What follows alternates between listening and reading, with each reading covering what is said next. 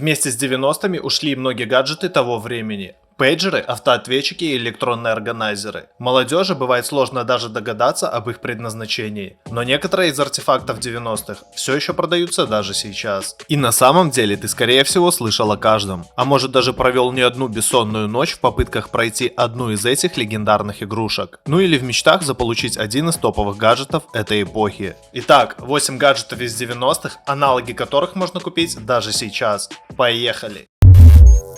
Brick Game. Пока во всем остальном мире портативных консолей правила Nintendo со своим Game Boy, на постсоветском пространстве он был доступен не только лишь всем. Тем не менее, благодаря китайским бизнесменам и у каждого ребенка 90-х было чем развлечь себя вдали от цивилизации. На самом деле, эта игровая консоль носит название Brick Game, но в 90-е ее называли просто Tetris. Эта игра присутствовала на каждой консоли, а в некоторых версиях и вовсе была единственной. На консоли можно было порубиться в легендарные гонки Tetris и Змейку. Вот что-то других игр я не припомню. Напиши в комментариях, если помнишь, во что еще можно было поиграть на Тетрисе. А мнение о следующей культовой игре из 90-х у наших граждан было неоднозначным. Во всяком случае, так можно подумать, глядя на заголовки газет того времени, которые действительно могли напугать особо впечатлительных родителей. Игрушка якобы травмирует неокрепшую детскую психику так, что никакой GTA и не снилось. Однако, несмотря на все опасения, тамагочи все же были у многих. В 2019 году японская фирма-создатель Bandai объявила о перезапуске популярной игрушки. Современные карманные питомцы, куда более продвинутые, устройства оснащены цветными экранами, могут общаться со смартфоном и предлагают более сложные геймплейные механики. Сейчас их валом на AliExpress, даже самых первых моделей. Ссылки я оставлю в описании. Ну а следующая штуковина в теории должна была использоваться по своему прямому назначению. Но для детей это в первую очередь была игрушка. Лазерная указка. С помощью яркой красной точки можно было играть с котом, досаждать учителям или делать лазерный целеуказатель для игрушечного пистолета. А еще в комплекте могли идти насадки с различными рисунками. Из-за низкой мощности какого-либо серьезного вреда такой лазер нанести не мог, но целенаправленно светить им в глаза идея все же не из лучших. А вот современные указки настолько мощные, что ими даже самолеты пытаются сбивать. Ох, сколько времени я провел, высунувшись из окна и пытаясь задолбать соседей этим лазерем. Но все это детский лепет по сравнению с Dendy. В 90-х мало кто знал, что игровая приставка Dendy это всего лишь клон Nintendo Entertainment System или Famicom в Японии. По сути, никакого лицензионного рынка еще и в помине не было, поэтому происхождение приставки мало кого заботило. Так что Dendy была вполне официальной игровой консолью, про которую даже на центральном телевидении говорили. Что интересно, бренд Dendy существует и до сих пор. Владеет торговой маркой компания Новая Игра, которая продолжает выпускать 8-битные приставки именно под этой маркой, даже серый слоненок на месте. Впрочем, так называемый новодел совсем не ценится, в отличие от олдовых приставок прошлых лет. Признавайся, сколько кинескопов посадил?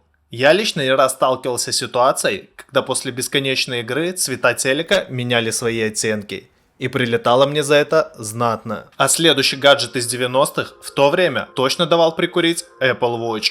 Часы Монтана. Наручные часы Монтана производились, конечно же, в Америке. Во всяком случае, так было принято считать. Но не могут же часы с изображением орла на задней крышке, да еще и названные в честь 41-го штата США, быть китайской подделкой. Кроме Монтаны, популярны были говорящие часы, которые не только время озвучивали, но еще и кукарекали. А также часы-калькулятор с физическими кнопками. Это вам не какие-нибудь Samsung или Mi Watch. А следующий гаджет вряд ли можно назвать по-настоящему массовым продуктом. Но в детстве я всегда о таком мечтал. И это Polaroid. Стоимость печати тогда была выгоднее для обычных пленочных мыльниц. Тем не менее, моментальное фото всегда находит сторонников. В 90-х благодаря Polaroid можно было не ждать, когда пленку проявят и напечатают фотографии. Сейчас же век цифры и бесконечной ленты Instagram – это возможность получить наконец-то что-то осязаемое. Мелкий сувенир из поездки или презент для близкого человека. Современные фотоаппараты моментальной печати работают по тем же принципам. Покупаете картридж, делаете снимок и получаете фотографию. На рынке сейчас множество моделей от разных производителей, но есть и тот самый Polaroid. А помнишь про знаменитые портативные игры под маркой Electronica?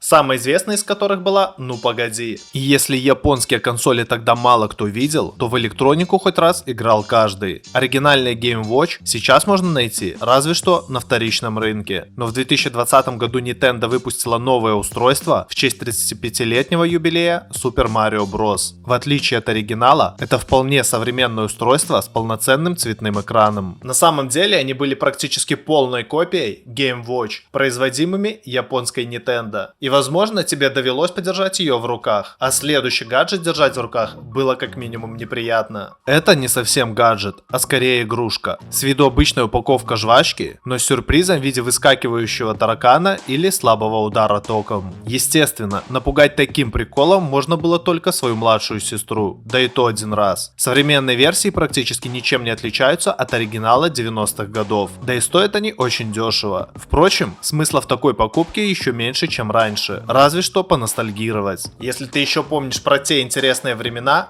подпишись на этот канал и поставь лайк. Думаю, олды уже тоже переместились в YouTube. А тут можешь посмотреть видео про Тамагочи, как это было и что это есть сейчас. Да пребудут с вами инновации.